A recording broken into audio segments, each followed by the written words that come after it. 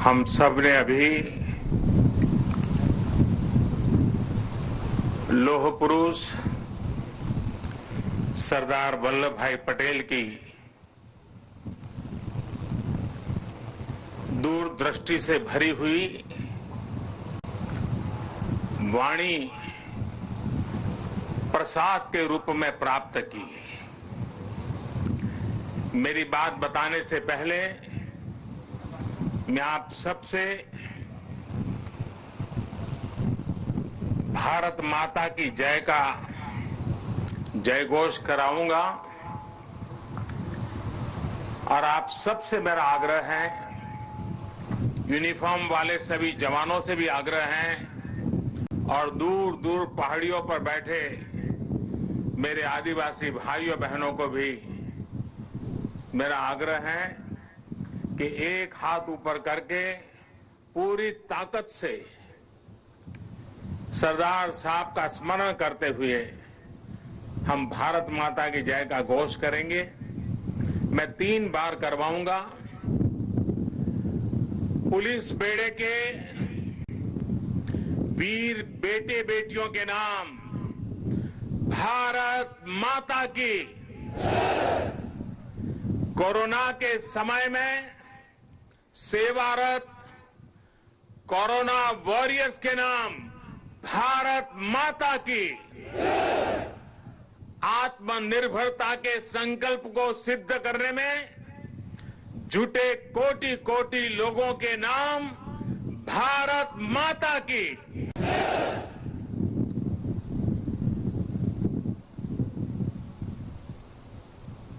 मैं कहूंगा सरदार पटेल, आप लोग 2 बार बोलेंगे, अमर रहे, अमर रहे।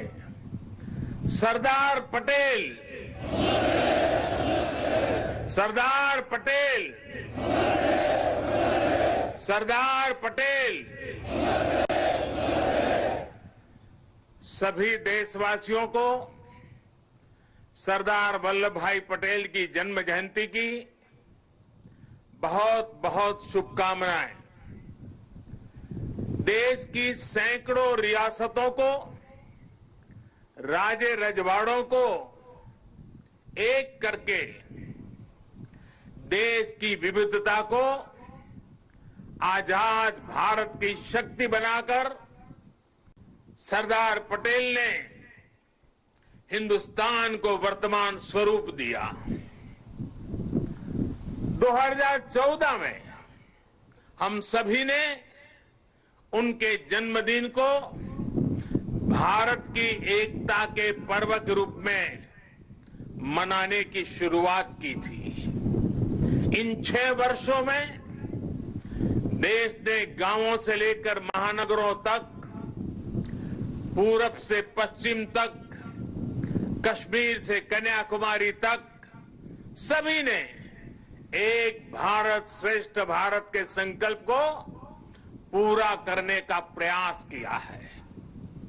आज एक बार फिर यह देश मां भारती के महान सपूत को, देश के लौह पुरुष को श्रद्धा सुमन समर्पित कर रहा है। आज एक बार फिर यह देश सरदार पटेल की इस गगनचुंबी प्रतिमा के सानिध्य में, उनकी छाया में देश की प्रगति के महायज्ञ का अपना प्राण दोहरा रहा है।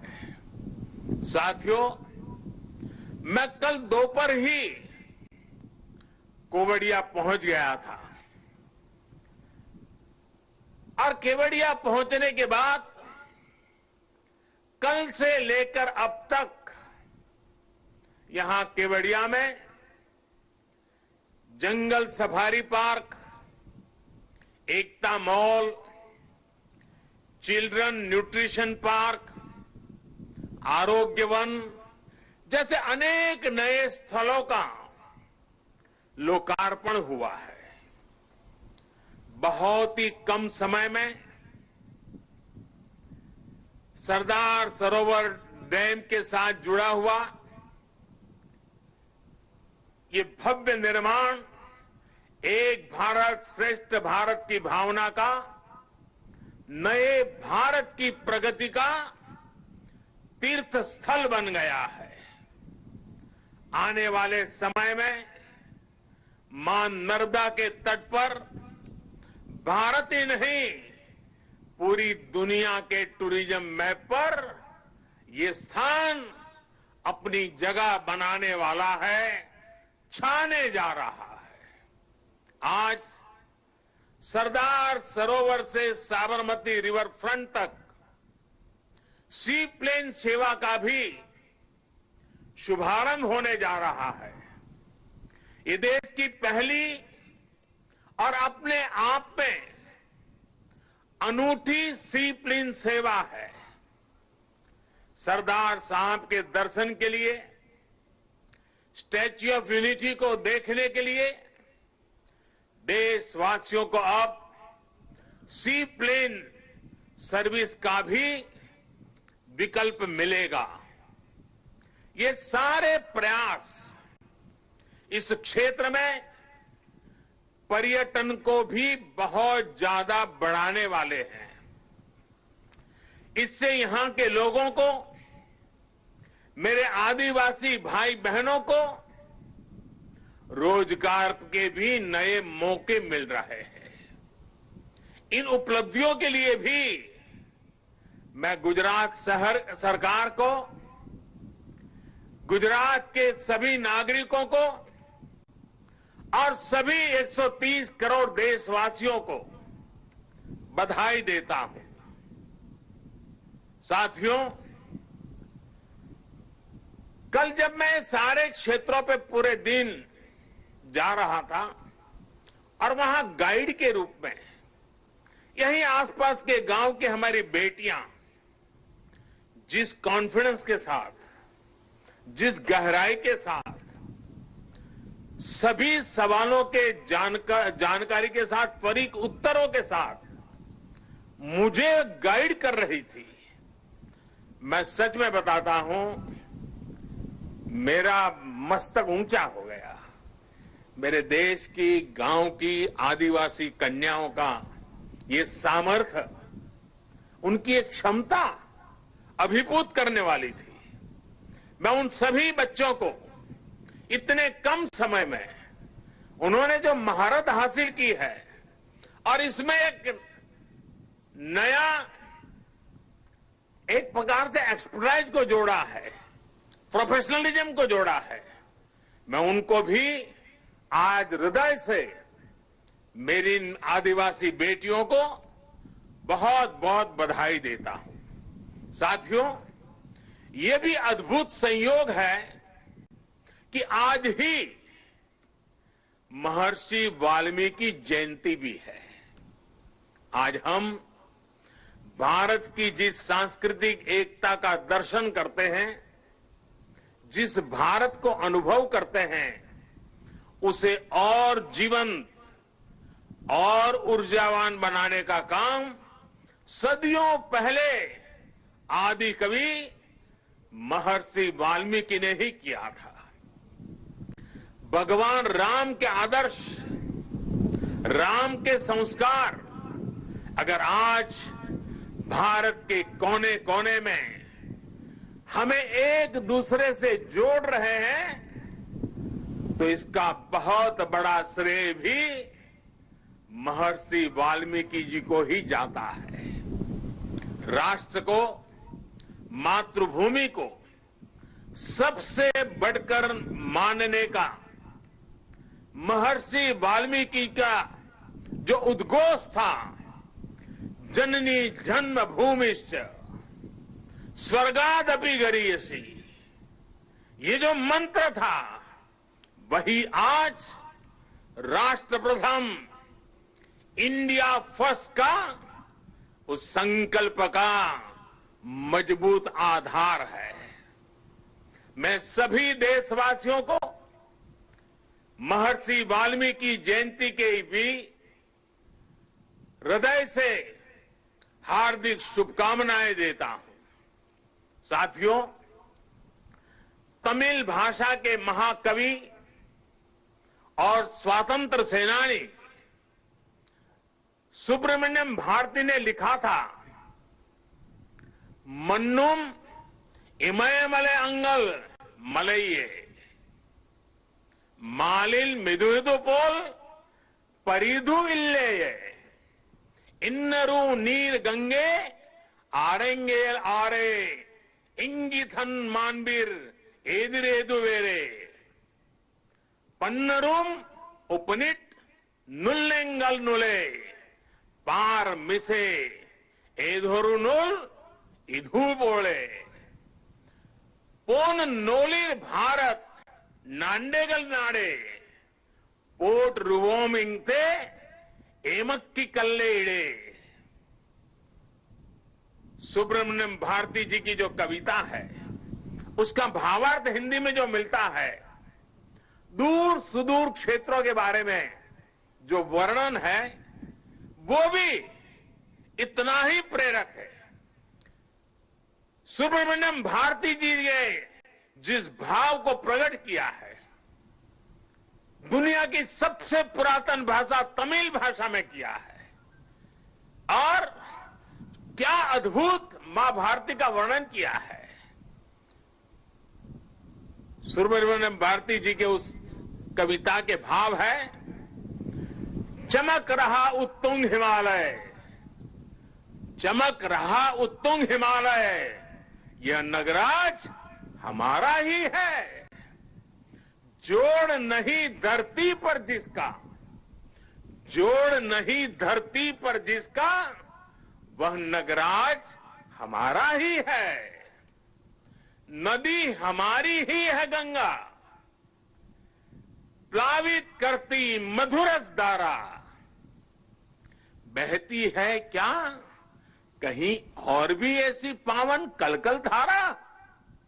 सम्मानित जो सफल विश्व में, सम्मानित जो सफल विश्व में, महिमा जिनकी बहुत रही है।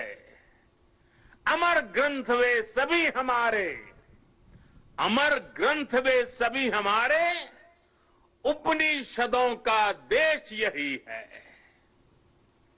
गाएंगे यश हम सब इसका, गाएंगे यश हम सब इसका, यह है स्वर्णिम देश हमारा। आगे कौन जगत में हमसे, गुलामी के कालखंड में भी सुब्रमण्यम भारती जी का विश्वास देखिए, वो भाव प्रकट करते हैं, आगे कौन जगत में हमसे, आगे कौन जगत में हमसे, यह है भारत देश हमारा, यह है भारत देश हमारा। भारत के लिए इस अद्भुत भावना को आज हम यहां मां नर्मदा के किनारे सरदार साहब की भव्य प्रतिमा की छांव में और करीब से महसूस कर सकते हैं। भारत की यही ताकत हमें हर आपदा से, हर विपत्ति से लड़ना सिखाती है और जीतना भी सिखाती है। आप देखिए, पिछले साल से ही जब हम आज के दिन एकता दौड़ में शामिल हुए थे, तब किसी ने कल्पना नहीं की थी कि दुनिया, पूरी मानव जात को कोरोना जैसी वैश्विक महामारी का सामना करना पड़ेगा। ये आपदा अचानक आई, इसने पूरे विश्व में मानव जीवन को प्रभावित किया है, हमारी गति को प्रभावित किया है। लेकिन इस महामारी के सामने देश ने, 130 करोड़ देशवासियों ने जिस तरह अपने सामूहिक सामर्थ्य को, अपनी सामूहिक इच्छा शक्ति को साबित किया है, वह अभूतपूर्व है। इतिहास में उसकी कोई मिसाल नहीं है। कोरोना वॉरियर्स के सम्मान में 130 करोड़ देशवासियों ने एक होकर कश्मीर से कन्याकुमारी, लेह से लक्षद्वीप, अटक से कटक, कच्छ से कोहिमा, त्रिपुरा से सोमनाथ, 130 करोड़ देशवासियों ने एक होकर जो जज्बा दिखाया, एकता का जो संदेश दिया, उसने 8 महीने से हमें इस संकट के सामने जूझने की, लड़ने की और विजय पथ पर आगे बढ़ने की ताकत दी है। देश ने उनके सम्मान के लिए दिए जलाए, सम्मान व्यक्त किया। हमारे कोरोना वॉरियर्स, हमारे अनेक पुलिस के होनहार साथियों ने दूसरों का जीवन बचाने के लिए अपने जीवन का बलिदान दे दिया। आजादी के बाद मानव सेवा के, सुरक्षा के लिए जीवन देना इस देश के पुलिस बेड़े की विशेषता रही है। करीब करीब 35,000 मेरे पुलिस बेड़े के जवानों ने आजादी के बाद बलिदान दी है, लेकिन इस कोरोना कालखंड में सेवा के लिए, दूसरे की जिंदगी बचाने के लिए मेरे पुलिस के बेड़े के जवानों ने, कईयों ने सेवा करते करते खुद को ही समर्पित कर दिया। इतिहास कभी इस स्वर्णिम पल को कभी भुला नहीं सकेगा और पुलिस बेड़े के जवानों को ही नहीं, 130 करोड़ देशवासियों को पुलिस बेड़े के वीरों के एक समर्पण भाव को हमेशा नतमस्तक होने के लिए प्रेरित करेगा। साथियों, ये देश की एकता की ही ताकत थी कि जिस महामारी ने दुनिया के बड़े बड़े देशों को मजबूर कर दिया, भारत ने उसका मजबूती से मुकाबला किया है। आज देश कोरोना से उभर भी रहा है और एकजुट होकर आगे भी बढ़ रहा है। ये वैसे ही एकजुटता है जिसकी कल्पना लौह पुरुष सरदार वल्लभ भाई पटेल ने की थी। हम सभी की ये एकजुटता कोरोना के इस संकट काल में लौह पुरुष सरदार वल्लभ भाई पटेल को सच्ची श्रद्धांजलि है। साथियों, विपदाओं और चुनौतियों के बीच भी देश ने कई ऐसे काम किए हैं जो कभी असंभव मान लिए गए थे। इसी मुश्किल समय में धारा 370 हटने के बाद, आर्टिकल 370 हटने के बाद कश्मीर ने समावेश का 1 साल पूरा किया। 31 अक्टूबर को ही, आज से 1 साल पहले ये कार्यरत हुआ था।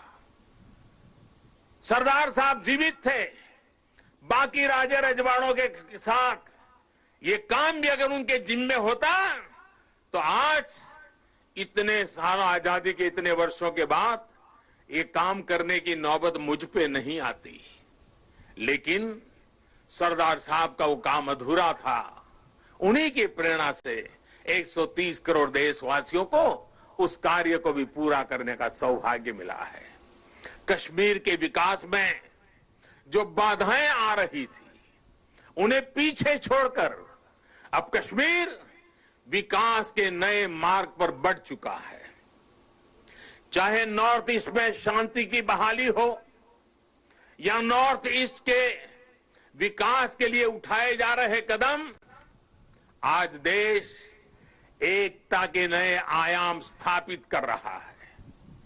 सोमनाथ के पुनर्निर्माण सरदार पटेल ने भारत के सांस्कृतिक गौरव को लौटाने का जो यज्ञ शुरू किया था, उसका विस्तार देश ने अयोध्या में भी देखा है। आज देश राम मंदिर पर सुप्रीम कोर्ट के फैसले का साक्षी बना है और भव्य राम मंदिर को बनते भी देख रहा है।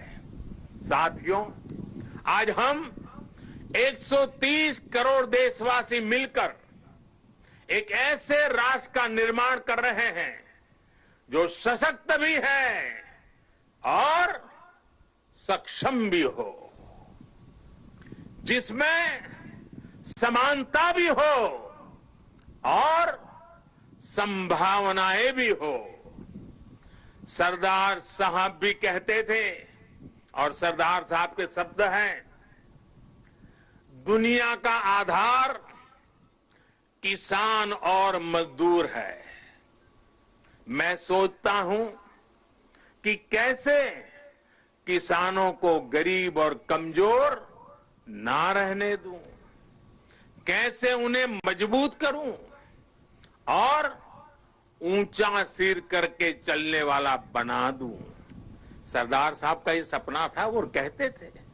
साथियों, किसान, मजदूर, गरीब सशक्त तब होंगे जब वो आत्मनिर्भर बनेंगे, और जब किसान मजदूर आत्मनिर्भर बनेंगे तभी देश आत्मनिर्भर बनेगा। साथियों, आत्मनिर्भर देश ही अपनी प्रगति के साथ साथ अपनी सुरक्षा के लिए भी आश्वस्त रह सकता है, और इसलिए आज देश रक्षा के क्षेत्र में भी आत्मनिर्भर बनने की ओर बढ़ रहा है। इतना ही नहीं, सीमाओं पर भी भारत की नजर और नजरिया अब बदल गए हैं। आज भारत की भूमि पर नजर गड़ाने वालों को मुंह तोड़ जवाब देने की ताकत हमारे वीर जवानों के हाथ में है। आज का भारत सीमाओं पर सैकड़ों किलोमीटर लंबी सड़कें बना रहा है, दर्जनों ब्रिज, अनेक सुरंगें लगातार बनाता चला जा रहा है। अपनी संप्रभुता और सम्मान की रक्षा के लिए आज का भारत पूरी तरह सज्ज है, प्रतिबद्ध है, कटिबद्ध है, पूरी तरह तैयार है। लेकिन साथियों, प्रगति के इन प्रयासों के बीच कई ऐसी चुनौतियां भी हैं जिसका सामना आज भारत और पूरा विश्व कर रहा है। बीते कुछ समय से दुनिया के अनेक देशों में जो हालात बने हैं, जिस तरह कुछ लोग आतंकवाद के समर्थन में खुल करके सामने आ गए हैं, वो आज मानवता के लिए, विश्व के लिए, शांति के उपासकों के लिए एक वैश्विक चिंता का विषय बना हुआ है। आज के माहौल में दुनिया के सभी देशों को, सभी सरकारों को, सभी पंथों को आतंकवाद के खिलाफ एकजुट होने की सबसे ज्यादा जरूरत है। शांति, भाईचारा और परस्पर आदर का भाव ही मानवता की सच्ची पहचान है। शांति, एकता और सद्भाव वही उसका मार्ग है। आतंकवाद, हिंसा से कभी भी किसी का कल्याण नहीं हो सकता।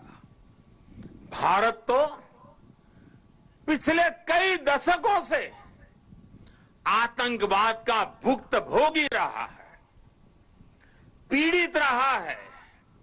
भारत ने अपने हजारों वीर जवानों को खोया है, अपने हजारों निर्दोष नागरिकों को खोया है, अनेक माताओं के लाल खोए हैं, अनेक बहनों के भाई खोए हैं। आतंकी पीड़ा को भारत भली भांति जानता है। भारत ने आतंकवाद को हमेशा अपनी एकता से, अपनी दृढ़ इच्छा शक्ति से जवाब दिया है। आज पूरे विश्व को भी एकजुट होकर हर उस ताकत को हराना है जो आतंक के साथ है, जो आतंकवाद को बढ़ावा दे रही है। साथियों, भारत के लिए तो एकता के मायनों का विस्तार हमेशा से बहुत ज्यादा रहा है। हम तो वो लोग हैं जिनको प्रेरणा मिली है, सर्वे भवन्तु सुखिनः। हम वो लोग हैं जिन्होंने आत्मसात किया है वसुधैव कुटुंबकम की। यही तो हमारी जीवन धारा है। भगवान बुद्ध से लेकर महात्मा गांधी तक भारत ने समूचे विश्व को शांति और एकता का संदेश दिया है। साथियों, राष्ट्रकवि रामधारी सिंह दिनकर जी ने लिखा है, भारत एक विचार, भारत एक विचार, स्वर्ग को भू पर लाने वाला। भारत एक विचार, स्वर्ग को भू पर लाने वाला। भारत एक भाव, भारत एक भाव जिसको पाकर मनुष्य जगता है। भारत एक भाव जिसको पाकर मनुष्य जगता है। हमारी ये राष्ट्र हमारे विचारों से, हमारी भावनाओं से, हमारी चेतनाओं से, हमारे प्रयासों से हम सबसे मिलकर ही बनता है। और इसकी बहुत बड़ी ताकत भारत की विविधता है। इतनी बोलियां, इतनी भाषाएं, अलग अलग तरह के परिधान, खान पान, रीति रिवाज, मान्यताएं, ये किसी और देश में मिलना मुश्किल है। हमारे वेद वाक्यों में भी कहा गया है,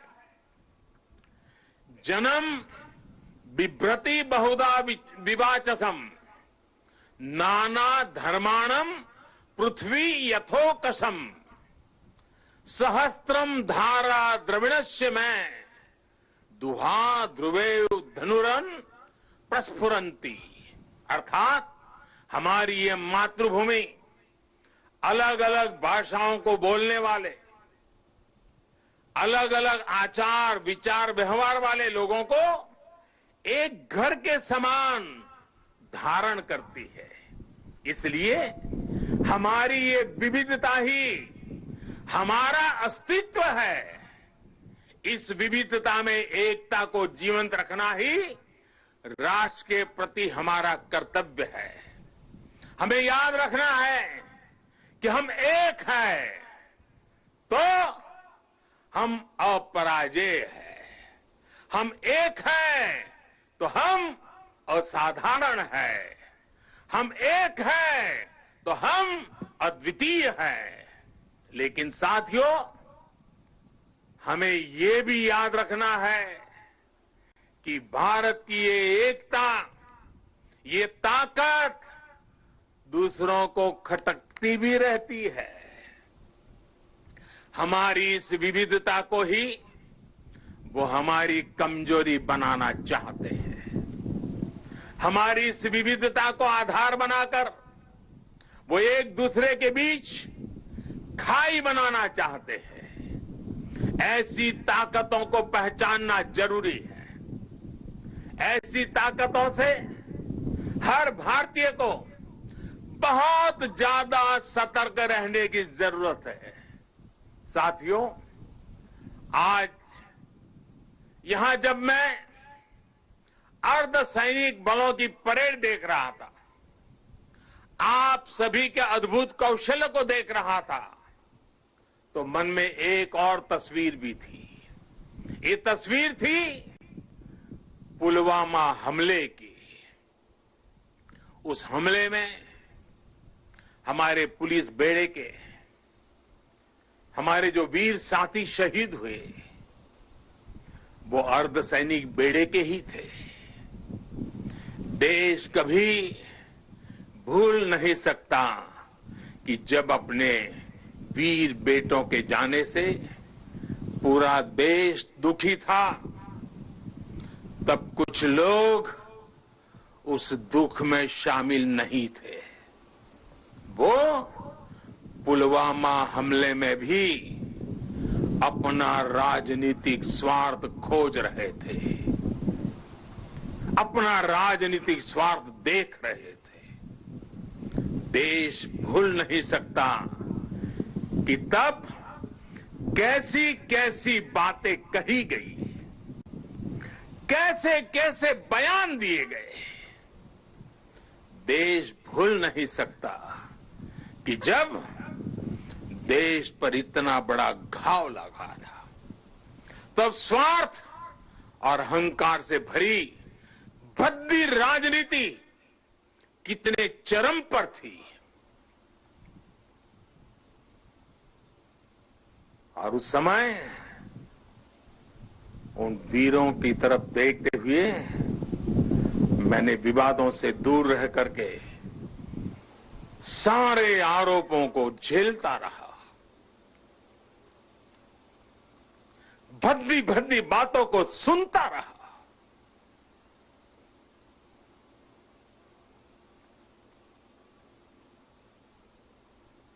मेरे दिल पर वीर शहीदों का गहरा घाव था, लेकिन पिछले दिनों पड़ोसी देश से जो खबरें आई है, जिस प्रकार वहां की संसद में सत्य स्वीकारा गया है, उसने इन लोगों के असली चेहरों को देश के सामने ला दिया है। अपने निहित स्वार्थ के लिए, राजनीतिक स्वार्थ के लिए ये लोग किस हद तक जा सकते हैं। पुलवामा हमले के बाद की गई राजनीति इसका बहुत बड़ा उदाहरण है। मैं ऐसे राजनीतिक दलों से, ऐसे लोगों से आग्रह करूंगा, और आज के समय में जरा विशेष आग्रह करूंगा, और सरदार साहब के प्रति अगर आपकी श्रद्धा है तो इस महापुरुष की इस विराट प्रतिमा के सामने से आपको आग्रह करूंगा कि देश हित में, देश की सुरक्षा के हित में, हमारे सुरक्षा बलों के मनोबल के लिए कृपा करके ऐसी राजनीति न करें, ऐसी चीजों से बचें। अपने स्वार्थ के लिए जाने अनजाने आप देश विरोधी ताकतों की उनके हाथों में खेलकर, उनका मोहरा बनकर न आप देश का हित कर पाएंगे और न ही अपने दल का। साथियों, हमें ये हमेशा याद रखना है कि हम सभी के लिए अगर सर्वोच्च कोई बात है तो वो है सर्वोच्च हित, देश हित। सर्वोच्च हित, देश हित। जब हम सबका हित सोचेंगे तभी हमारी भी प्रगति होगी, तभी हमारी भी उन्नति होगी। भाइयों और बहनों, आज अवसर है कि इस विराट भव्य व्यक्तित्व के चरणों में हम उसी भारत के निर्माण का संकल्प दोहराएं जिसका सपना सरदार वल्लभ भाई पटेल ने देखा था। एक ऐसा भारत जो सशक्त होगा, समृद्ध होगा और आत्मनिर्भर होगा। आइए इस पावन अवसर पर हम फिर से राष्ट्र के प्रति अपने समर्पण को दोहराएं। आइए सरदार पटेल के चरणों में नतमस्तक होकर हम ये प्रतिज्ञा लें कि देश का गौरव और मान बढ़ाएंगे, इस देश को नई ऊंचाइयों पर ले जाएंगे। इसी संकल्प के साथ सभी देशवासियों को एकता पर्व की एक बार फिर से बहुत बहुत शुभकामनाएं देता हूं। आदरपूर्वक सरदार साहब को नमन करते हुए, श्रद्धापूर्वक सरदार साहब को श्रद्धांजलि देते हुए मैं देशवासियों को वाल्मीकि जयंती की शुभकामनाएं, सरदार साहब की जयंती की शुभकामनाओं के साथ मेरी वाणी को विराम देता हूं। बहुत बहुत धन्यवाद।